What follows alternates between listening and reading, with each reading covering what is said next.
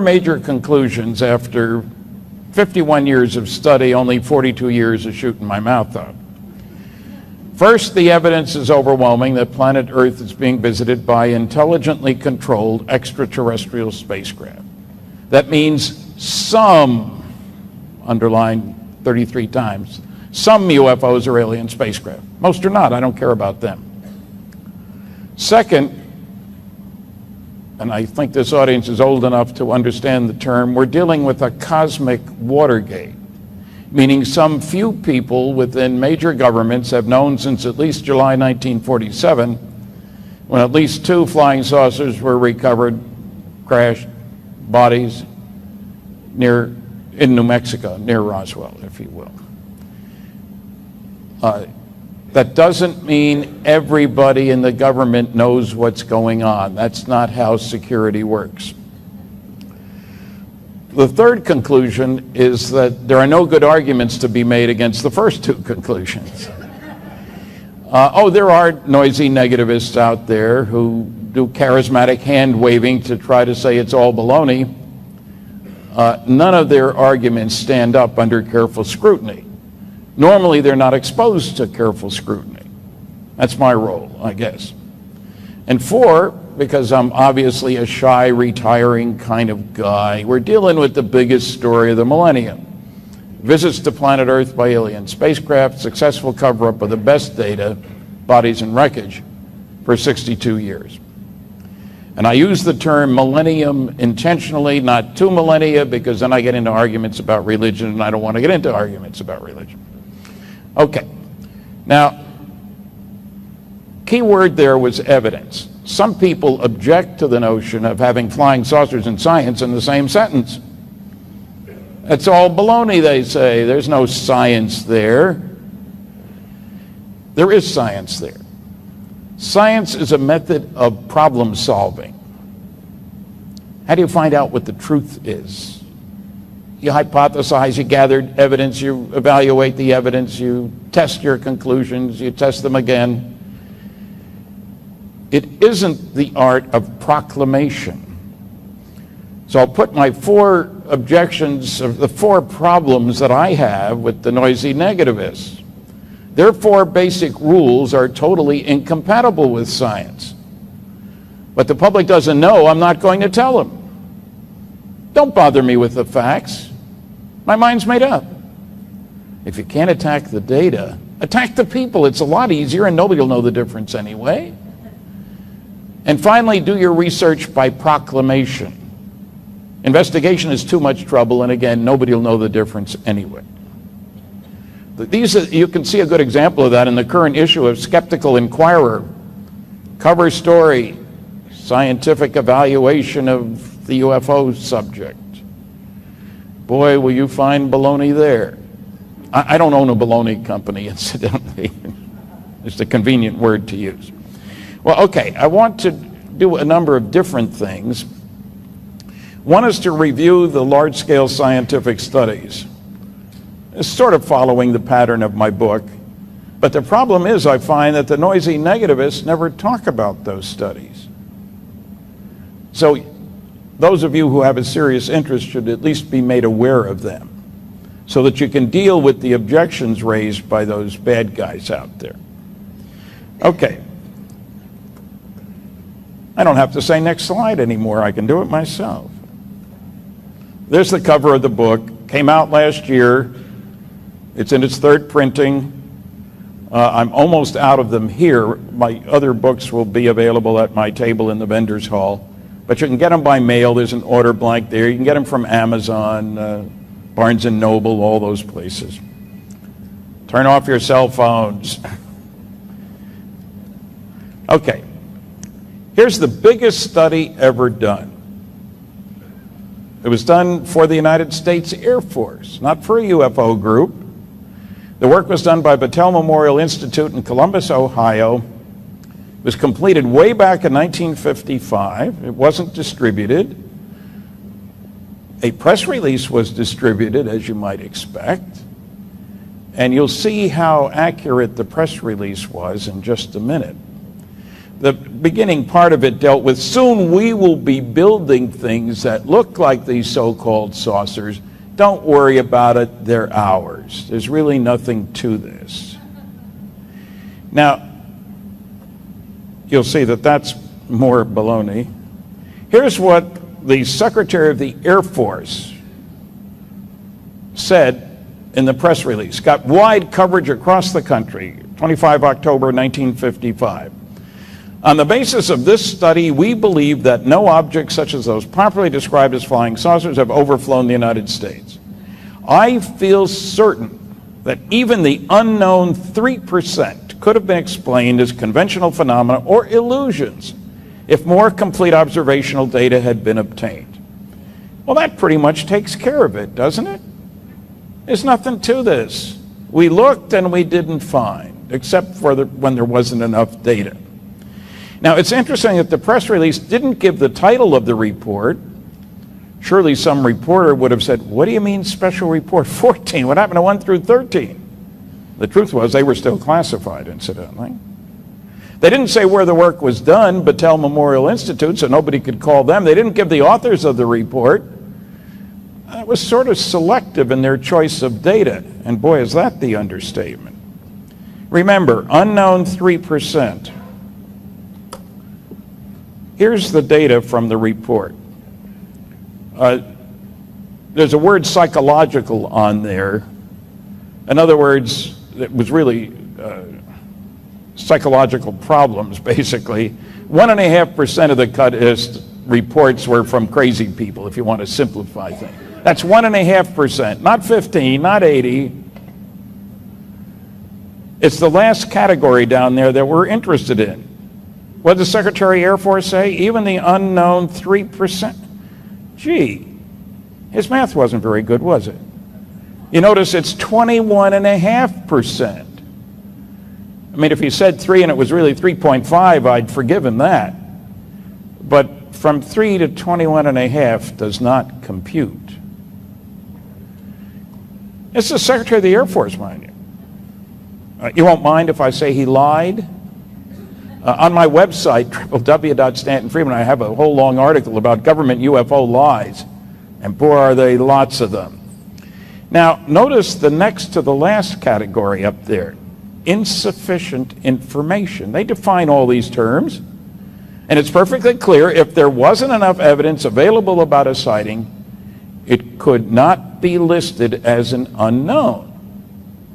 And what did he say? Even the unknowns could have been explained if more complete observational data had been available. Another lie, 9.3%. Now, the guys who did this study, there were 3,201 reports, as you can see. They did a quality evaluation. Well, if you were believing the Air Force, you'd expect, well, of course, most sightings were poor quality. Those are the only ones we couldn't identify, right? No, not right. 4 quality groupings. From the top down, 35% of the excellent sightings could not be identified. Only 18% of the poor sightings. Look over to the right, the insufficient information cases.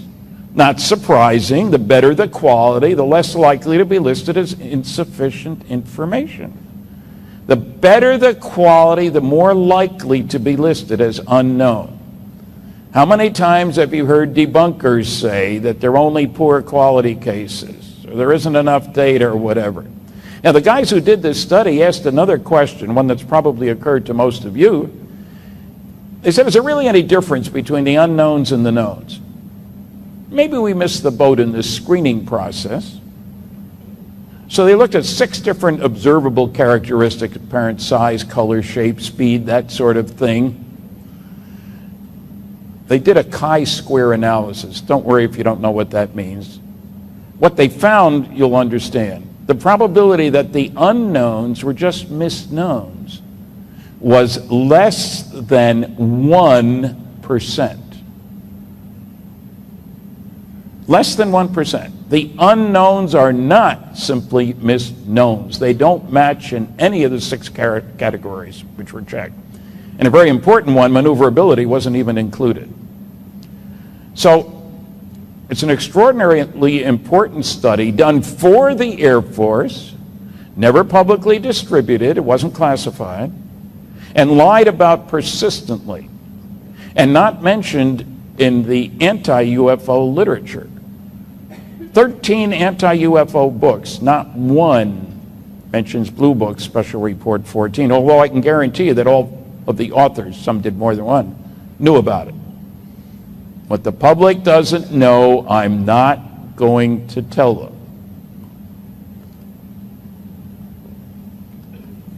Here are two more sources. On the left, the UFO evidence. My left? That's your left too, okay. It's just a collection of 4,500 cases looked at by the National Investigations Committee on Aerial Phenomena. 18% could not be identified. There were sightings by pilots, by military pilots, sightings by law enforcement officers, sightings by engineers and scientists, sightings by astronomers. An astounding collection of reports, conspicuous by its absence in the discussions by the noisy negativists. The one on the right, Symposium on Unidentified Flying Objects, hearings before the Committee on Science and Astronautics, held on my birthday, incidentally, July 29th. Not the day I was born, the date I was born, 1968. Testimony from 12 scientists. I was the only one without a PhD, incidentally. I'm very proud of that. Who needs a piled higher and deeper degree? Come on.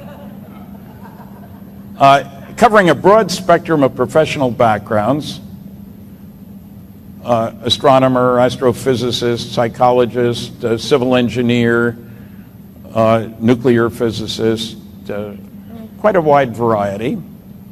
From respectable institutions like Harvard and Northwestern and Stanford and University of California, Berkeley, Westinghouse, General Dynamics, etc. The best paper by far was one by the late Dr. James E. McDonald, a professor of physics over at the University of Arizona. Jim had talked to 500 witnesses. He presented testimony, his investigation, on 41 separate cases. And anybody who thinks there aren't any good sightings should read Jim's paper. I've offered it separately because government can't copyright stuff, so it's on the free list that's out at my table.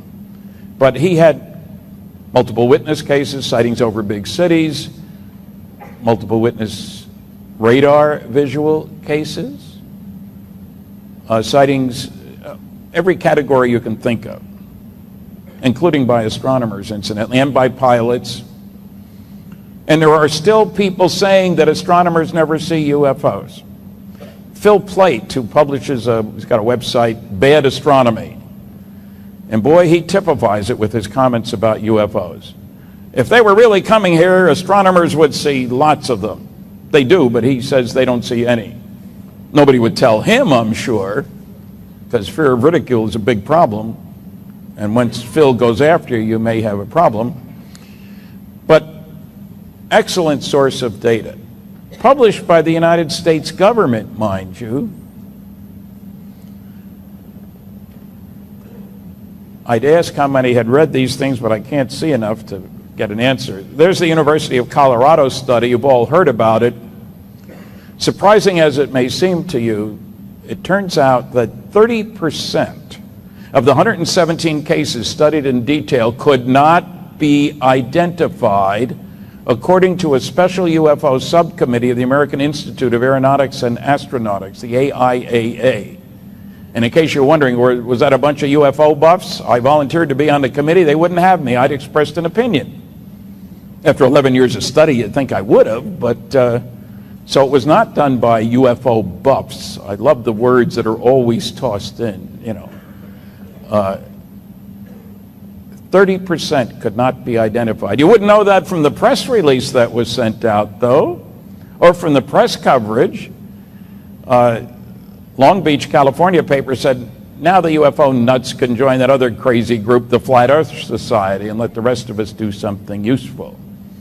Pity they didn't point out that 30% of the cases couldn't be explained. Strange world we have.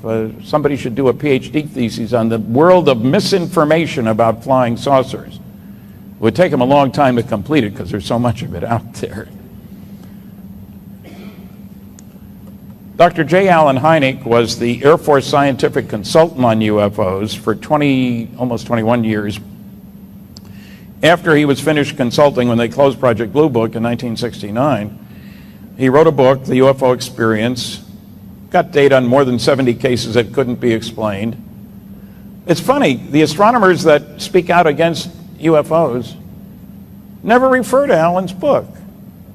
One wonders why. He was a good man. He was a conservative man. He started the Center for UFO Studies, got a lot of people interested in the subject. He came in with the comet in 1910, left with the comet, Halley's Comet, in 1986. That's appropriate for an astronomer. He had a good sense of humor. You may have heard about swamp gas in Michigan in the mid-60s. And boy, did the cartoonists go to work on that one. And Allen collected. He had dozens and dozens of these cartoons talking about swamp gas. We don't have too many like him anymore. Okay. Now, I'll let you wonder about what this is for just a minute. There are 4 major reasons why the big shots of science and journalism haven't jumped on the UFO bandwagon, which they obviously have not. First is ignorance. I normally check my audiences when I can see, and I find that fewer than 2% have read any of the major large-scale scientific studies. And I've talked to as many as 2,000 people at once. So ignorance is understandable. You'd think they wouldn't express an opinion then, though, wouldn't you? But, you know. The second is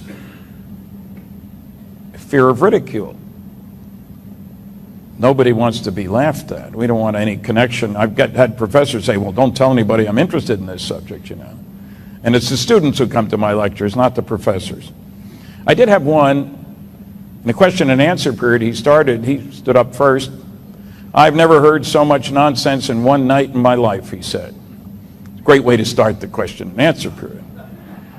I couldn't have told you what I would say, but what I did say was, can you be more specific, please? And he proceeded with about 6 different "you said that's." The first one set the tone. You said that Betty and Barney Hill were taken to Zeta Reticuli and back in 2 hours. I didn't say that. What I said was they were taken on board a flying saucer for 2 hours. They didn't go anywhere. And they were put back out. And there were about 5 more of these, and finally somebody in the audience said, how about taking some sensible questions? This guy walks out. So I said, I'll take your question, but who was that? Obviously, I had gotten under his skin. He was a professor of physics. Who else? I mean, who obviously hadn't heard what I had said. It was his dream notions of what a UFO nut might say, I suppose. Okay. The third problem is ego. There were people who said if aliens were coming here, they'd want to talk to me. I talked to a journalist who said they'd have called a press conference and I would have been invited. There was a Harvard professor who said if aliens were coming here, they'd wish to talk to the National Academy of Sciences, of which he was a member. And the whole attitude was they haven't asked for an appointment, they must not be coming here. Well, there's a real ego problem here. You see, flying saucers finished the job that Copernicus started. You all remember old Nick Copernicus back in 1540-something or other. He wrote a book which wasn't allowed to be published for 300 years, in which he had the gall to suggest that the Earth was not the center of the universe. Can you imagine? He moved it over one step. The sun's the middle of the universe. Oh, no, said the church. The book was banned for 300 years. We have new guys in white coats now, not priesthood.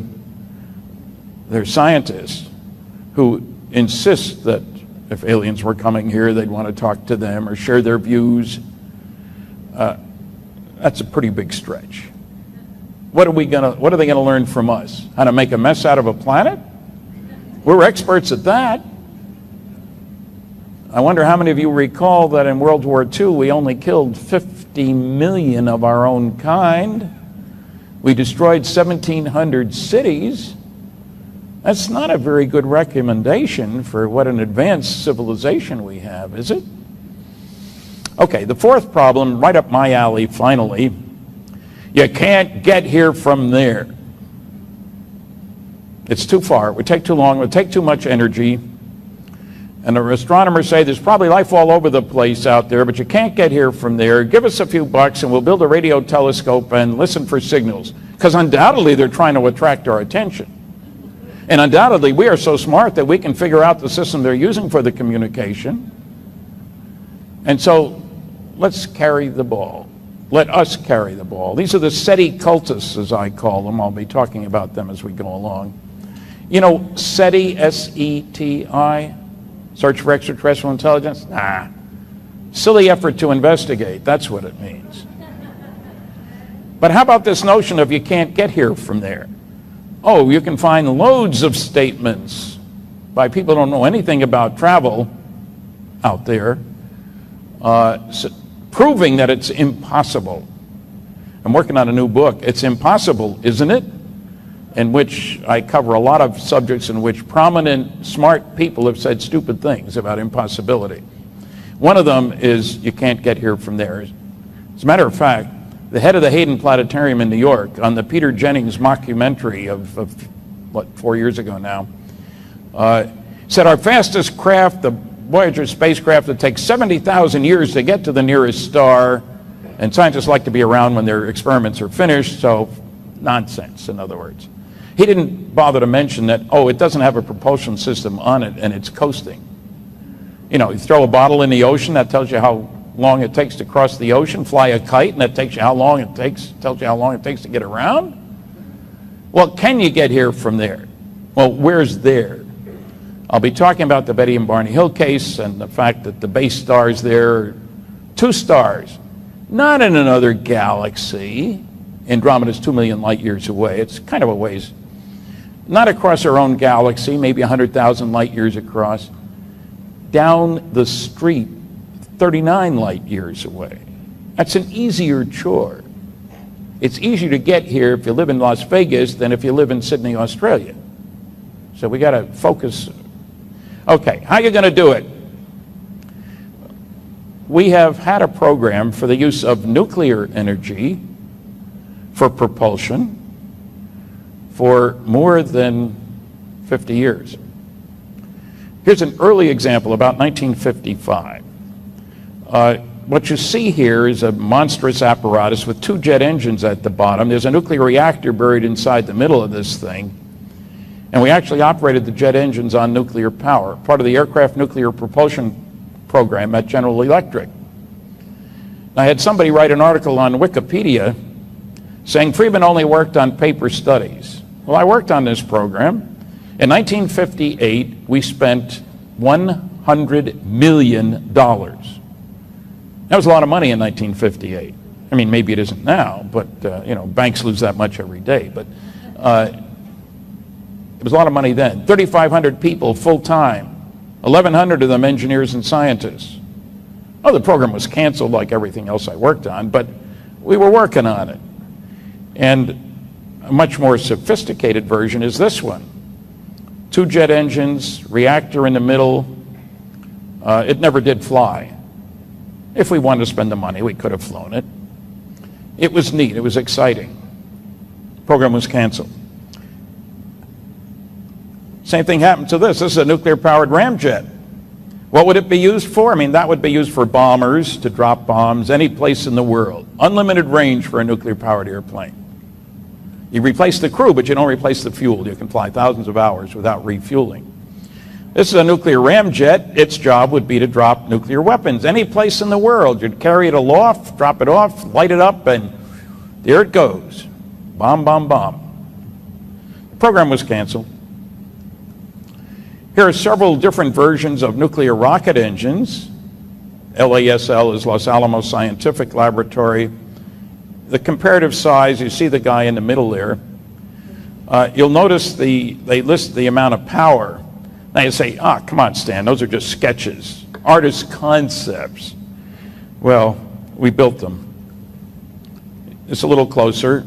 Liquid hydrogen comes in very cold, goes out very hot. That's the simplest way to explain it. The temperature on the hot side is about 4,000 degrees. And if you use this on an upper stage on a rocket, you can double the payload to Mars. If you wanted to go to Mars. Not next week, anyway.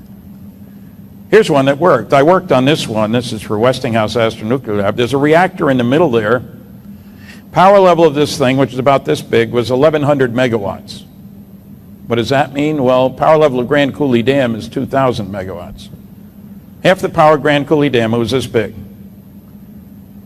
And it worked. It was exciting, I'll tell you. I had some experiments on that. This was done here in Nevada, out at the nuclear test site near Jackass Flats. Don't blame me for that name.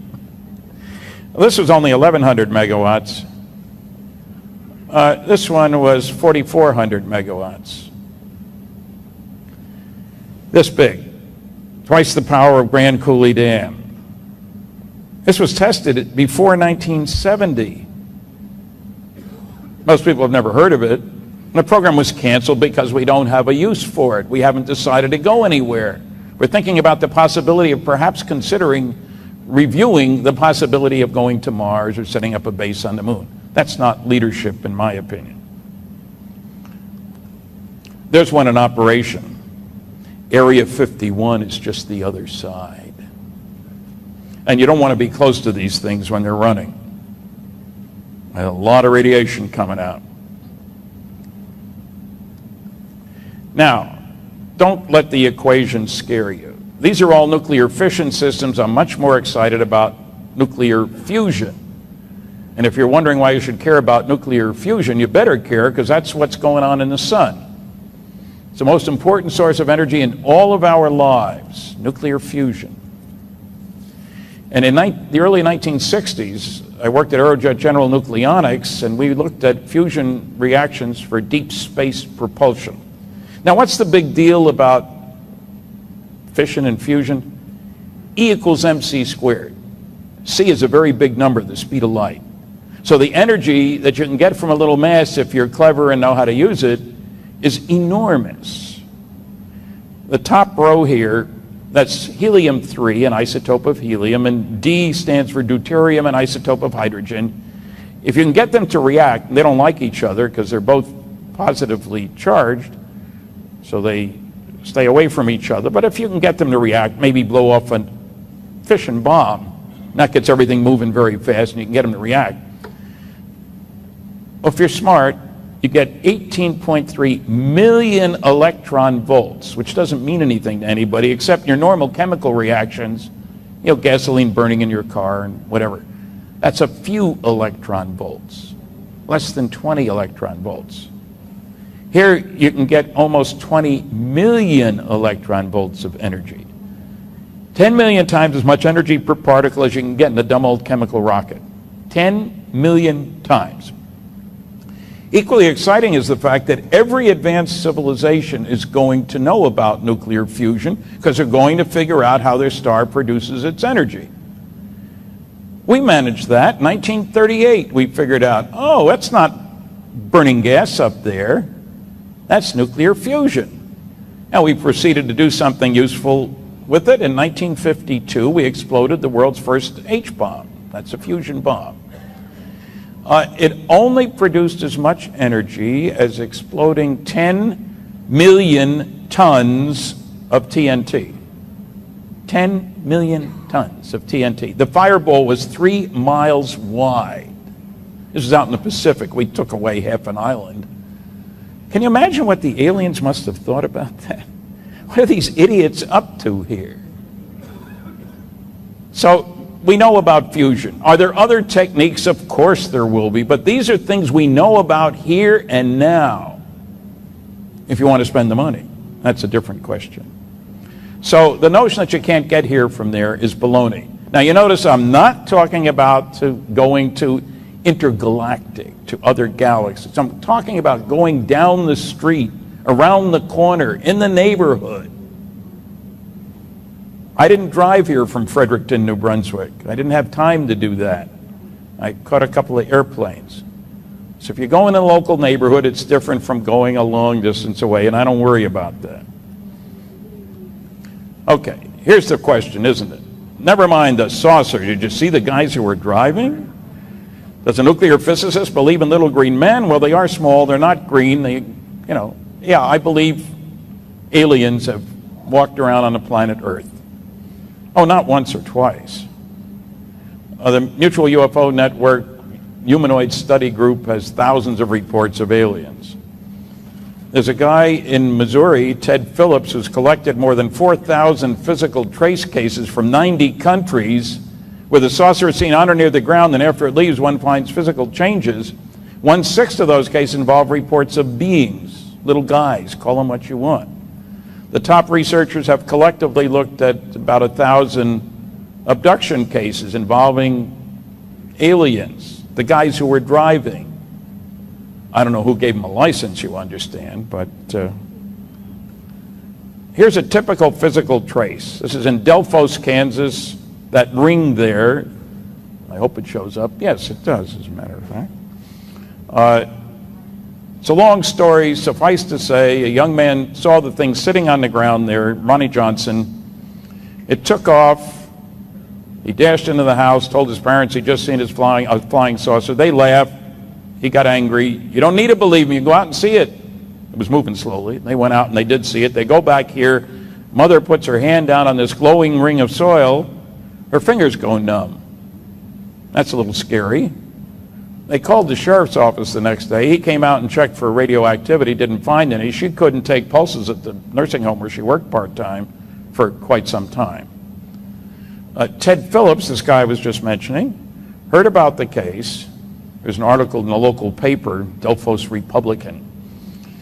And he went out and talked to the family, got samples of the soil. Down 14 inches, the ring there, the soil was dry.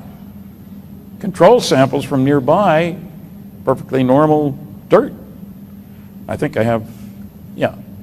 Ring soil on the left, ring soil on the right, normal soil on the left. Obviously different in color and texture.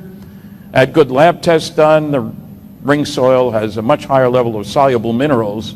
It's too salty to grow anything, and for years it wouldn't grow anything. Ted's collected 4,000 cases like this. And people will tell you there is no physical evidence. They want me to bring an alien with me, or hold up a piece of, this is part of a flying saucer. What do you suppose that'd be worth on the open market? Boy. So there are a lot of such cases. And incidentally, and I couldn't find the slide when I needed it, the ring soil won't absorb moisture. The normal soil from a few feet away does well. Now, please don't complain about the paper plate. That's a sophisticated soil retention device. Well, I had one guy get mad at me. He couldn't believe anything I said because of that darn paper plate. When I was at the University of Chicago, there was a Nobel Prize-winning physics experiment in which a key piece of equipment was held up by an empty coffee can. If they could use a coffee can, I can use a sophisticated soil retention device. Famous, none of those cases, do we have abductions or stuff to worry about. This is Betty and Barney Hill. They're both gone now. I met them both. Barney died in '69. I met Betty many times, and I've finished a book, which I'm sold out here, but have more at home, with Betty's niece and myself. Has all the tapes. You've probably all heard this story. They're driving along in New Hampshire. They see a UFO. They keep going. They sort of goes along with them. They stop. Barney uses binoculars. Here's this round thing, maybe 60 or 80 feet in diameter. Double row of windows, strange beings inside. Scares the heck out of them. They drive off, and then things get murky. They hear some strange sounds, and another set of strange sounds, and they go on home, getting home 2 hours later than they should have in New Hampshire. And disturbed. There were strange things. Betty's dress was torn. Barney's shoes were scuffed. He was a very good dresser. Inexplicable things. And 2 hours missing. Well, again, it's a very long story. There are 2 books about it. But they wound up, Barney was having health problems, ulcers and so forth. I mean, a mixed marriage in New Hampshire in 1961 was a little unusual to begin with. And I should add, Betty was a social worker, a supervisor in the welfare department, state of New Hampshire. Barney worked for the post office, but was on the governor's Civil Rights Commission. They were invited, incidentally, to the inauguration of Lyndon Johnson because of their work in politics. Well respected in the community. Well, after a couple of years, because of the ulcers and so forth, which weren't responding to normal treatment, they wound up in the office of Dr. Benjamin Simon, a psychiatrist. And he didn't know anything about flying saucers, but he knew one heck of a lot about helping people relive distressing traumatic experience. They didn't call it post-traumatic stress disorder back then. Shell-shock war veterans. He ran a hospital that had 3,000 beds after World War II with shell-shock war veterans. The Army made a movie starring Dr. Benjamin Simon showing how he used medical hypnosis to help people relive their experiences, induced amnesia after each session. I mean, some of those guys, your buddy's head gets blown off next to you. That's a little hard to handle. But most of those people got well. Here he hypnotized them each separately, induced amnesia after each session so they couldn't talk to each other about it, taped it all, eventually played back the tapes for them, and they were astonished to see that they had both relived the same incredible experience of that craft having landed, of them being taken on board against their will, being treated as specimens. Stick a needle here, scrape a little skin there, cut a little hair here, separate rooms, put back out, told they wouldn't remember what happened, then didn't remember until this elaborate, sophisticated, expensive procedure, said of them, was conducted. Now, yes, I believe the story. My co-author on the book is Betty's niece. Heard about the story the very next day when Betty called Kathy's mother. Saw the marks on the car and a lot of the other physical stuff. One of the exciting things about the story, strange thing if you will, is Betty under hypnosis is reliving how she's trying to get the leader of the group to tell her where he's from. I know you're not from around here, the understatement of the week. So he shows her what turns out to be a 3D, probably a holographic map, a bunch of points of light, supposedly stars, connected with different kinds of lines, trade routes, occasional expeditions, that sort of thing. She's looking up at this thing about 3 feet by 2 feet by 2 feet. Well, where are you on the map? The wise guy alien says, do you know where you are? I don't know anything about astronomy. Well, how can I tell you where I'm from if you don't know where you're at? End of discussion. Now, poor Dr. Simon, he's got 2 obviously intelligent, sensitive people, but they're talking star maps and trade routes and occasional expeditions. Oh, boy. He asks her if she can remember what the map looks like. She says yes. Turns out Betty has a very good 3D sense. He gives her a post-hypnotic suggestion. If and only if you can remember it accurately, please draw it later on. And she did. It's in the book, The Interrupted Journey, the first book. And there were base stars and occasional expeditions out here. But what the heck does this mean? I mean, a galaxy's got a couple 100 billion stars in it. Obviously, they're not all there. Where are we? Doesn't mean anything. Well, a brilliant woman named Marjorie Fish did something nobody else had ever done. She built a total of 26 different three-dimensional models of our local galactic neighborhood, trying to see if she could find a 3D pattern to match this 2D pattern. And after an enormous amount of work and getting new data on the distances, that's the hard part here. There's Marjorie. She was also a sculptress. Believe it or not, that's me, a few years back. This is one of her models. Biggest one had 250 stars in it. The hard part is getting accurate distance data. We got good angle data, but the astronomers didn't care how far things are because we're not going anyplace. What difference does it make? Well, if you're building a model, you better get the right distance data. She found eventually one and only one pattern that matched line length for line length, angle for angle, what Betty had drawn.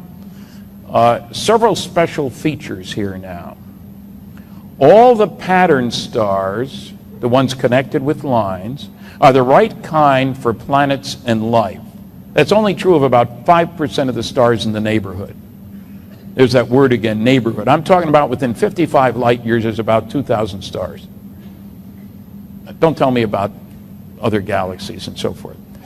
On top of that, not only are all the pattern stars the right kind for planets and life, but in that very well-defined three-dimensional volume of space, all the sun-like stars are part of the pattern, and all the pattern stars are sun-like.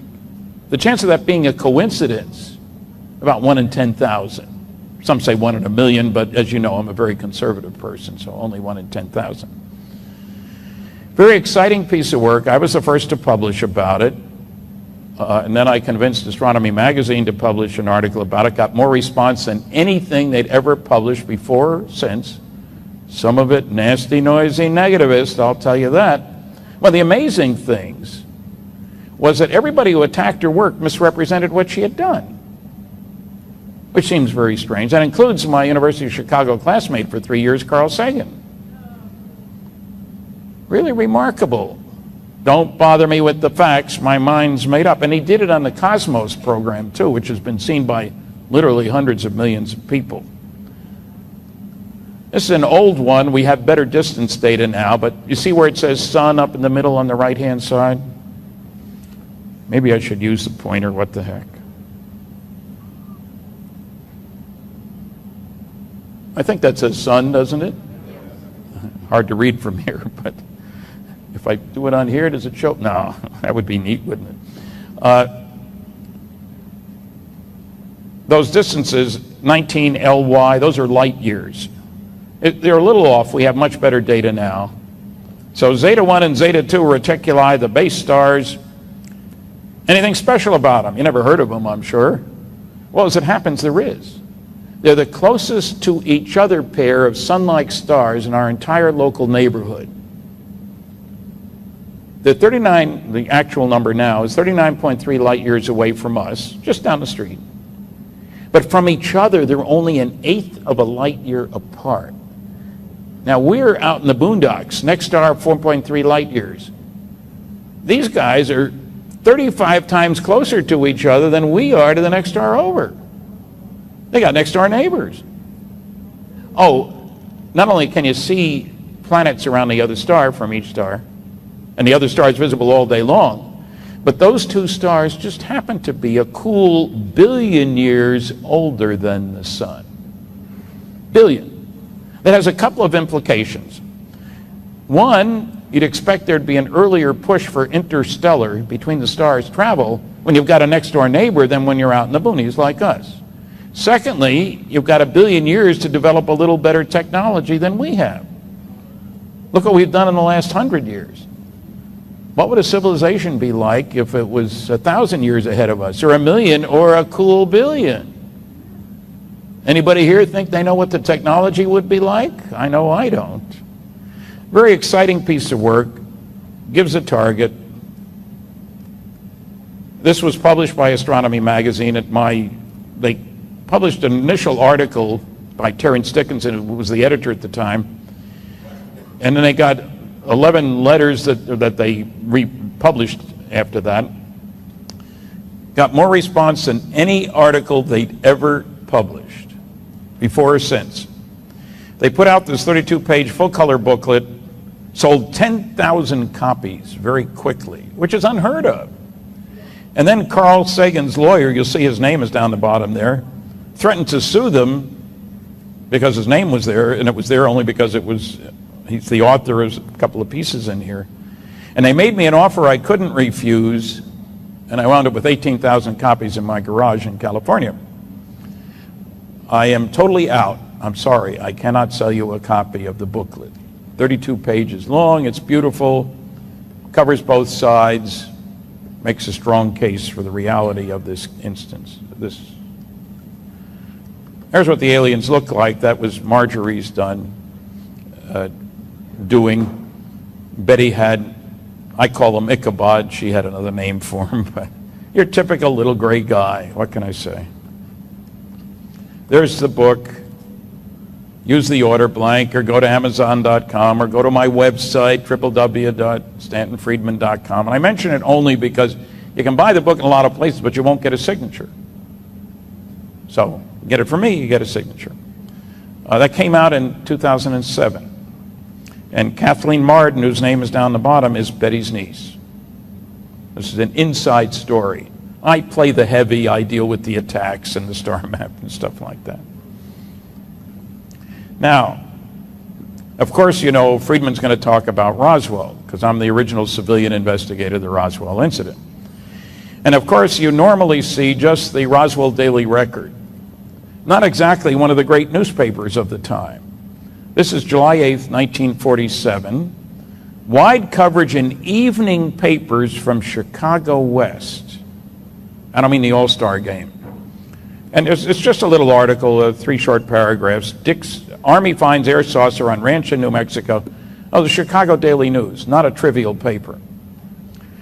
The press release about this went out around noon New Mexico time, too late for all the East Coast papers, just in time for the evening papers from Chicago West. There's the Roswell paper, and RAAF does not stand for Royal Australian Air Force, as somebody tried to insist to me.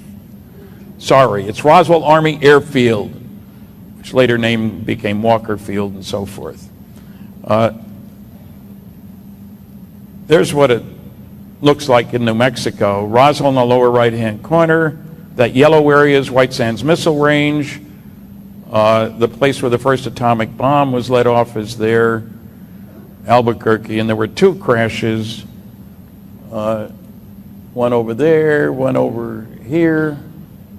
It's a very long story. There's a lot of books out, some of them full of baloney again.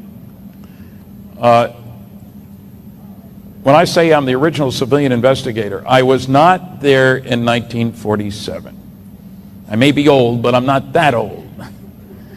I was the first to hear the story from Major Jesse Marcel. It was referred to him by a television station manager in Baton Rouge, Louisiana. I was supposed to do 3 interviews. I'd done 2. The 3rd reporter hadn't shown up yet, no cell phones, and he's looking at his watch. He's giving me coffee, and out of the blue he says, you know, the guy you ought to talk to is Jesse Marcel. And brilliant investigator that I am, I said, who's he? Oh, we handled wreckage of one of those saucers you're interested in when he was in the Air Force. What? You know, totally out of the blue. What do you know about him? Lives over in Houma. I've been there, but I didn't know where it was then. Louisiana, pretty good sized city. He's a great guy. We're old ham radio buddies. You ought to talk to him. Okay.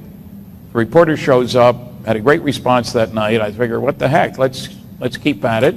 So I called information in Houma, got a number for Jesse, talked to him. He told me his story. He couldn't deny it. It turns out his name's been in the newspapers and so forth.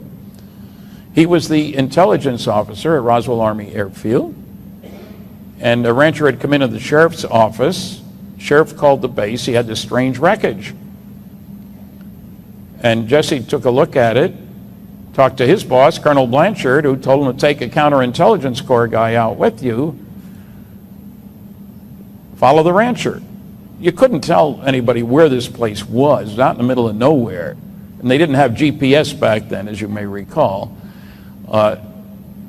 And so they followed the rancher out. They stayed overnight in their sleeping bags. He gave them a can of beans. And the next day they went out and saw the debris field. 3/4 of a mile long, a few hundred yards wide, strewn with crazy materials. But 2 important things. Nothing conventional. When a plane crashes, you expect to find vacuum tubes, propellers, rivets, tags that say made in Oshkosh, whatever. There was nothing conventional out there. And there was no crater. when airplanes crash, normally they dig a big hole in the ground. So Jesse figured this thing had to have exploded above the ground in order for this stuff to be spread out over such a large area. What was this stuff? Very lightweight, extraordinarily strong, metallic material, some plastic Bakelite-like materials. They didn't have many plastics back then. And the foil-like material that was all over the place that you could fold and fold and fold again, and it would unfold on its own. Memory metal, which we have now but didn't have then, that you couldn't tear it. Brought the stuff back, showed it to his son late that night. They went out on the 6th of July, a Sunday. The 7th they explored out there, brought stuff back, only a car full. There was plenty of it left. Showed it to his son that night at home. The next day goes into the base on July 8th, the day of those newspaper articles. And the base commander tells the base public information officer, put out a press release saying we've recovered one of these flying disc people have been seeing. The big noise started on June 24th. This is July 8th, so we're only talking 2 weeks later. There were already 1,000 sightings in that interim period of time. Made headlines all over the place. And Jesse is instructed to take some of this wreckage to Wright-Patterson Air Force Base. It's gone through several names. I'll use that one. Why? Because that's a standard place for bringing enemy equipment. Wreckage from German fighter planes, a MiG when a pilot defected. Bring it to Wright Field, take it apart, see what makes it tick. Stop at our headquarters, 8th Air Force. This was the 509th in Roswell. They were kind of elite. They had dropped, the only group to ever drop an atomic bomb at that time. They dropped the 2 on Japan. They dropped 2 more in the Pacific in 1946. Hand-picked officers, hand-picked men. Headquarters, 8th Air Force in Fort Worth, Texas. So they stopped in Fort Worth. General Roger Ramey, head of the 8th Air Force, tells Jesse, you don't say anything. I'll take care of it. They had phony wreckage brought in, real weather balloon, radar reflector stuff. They told the press that's all there was. Terrible mistake. Sorry about that. He lied, in other words, intentionally. And the Los Angeles paper has Army captures flying saucer, second line, full width. General thinks it's radar weather gadget. By the next day, that was the end of the story. Ramey empties Roswell saucer. Now, that was the first of, well, the first 2 of 4 explanations. If the first one doesn't work, try a second one. If that doesn't work, try a third one. The third one, first we captured a flying saucer. Oops, sorry, just a radar reflector weather balloon combination. And then many years later, oh, you know what? It was a mogul balloon trail. They were very classified. 15 to 20 balloons at 20-foot intervals carrying devices. They want to make a constant altitude balloon to listen for Soviet nuclear tests thousands of miles away. Very highly classified. The rancher was brought back into town, told to tell another story about, the first article said it was found last week. Oh, you know, it was really found on June 14th. And it really was pieces of rubber and strips of balsa wood and stuff like that. Of course, the Air Force report wouldn't quote the bottom of the article, which said, the rancher said, one thing I'm certain of is it wasn't a balloon. Why was he certain? Because he had recovered balloons before. These were standard neoprene balloons. They were so classified that many of the launches were left to just come to ground. No chase plane, no people recovering this highly classified wreckage. In other words, it was Boulder Dash squared. Baloney on top of baloney. There's Major Marcel in General Ramey's office with this phony baloney stuff. There's General Ramey on the left, Colonel Thomas Jefferson Dubose on the right. General Ramey is holding a piece of paper in his hand. Now, if you listen to the Air Force, we showed this film to an agency, and they couldn't make out anything on the paper. Oh dear, more lies. You're telling me there's nothing written on that? That's a slide made from a scan of the original negative. And Dr. David Rudiak has figured out that among the things it says are victims of the wreck. Since when do weather balloons have victims? You know, it's a long, involved story. There's Tommy DuBose. I found him, met with him, standing 2 feet away from me. He tells me he took the call from General Ramey's boss, giving him 3 orders. Send some of that wreckage up here today with one of your Colonel Couriers. Get the press off our back. I don't care how you do it.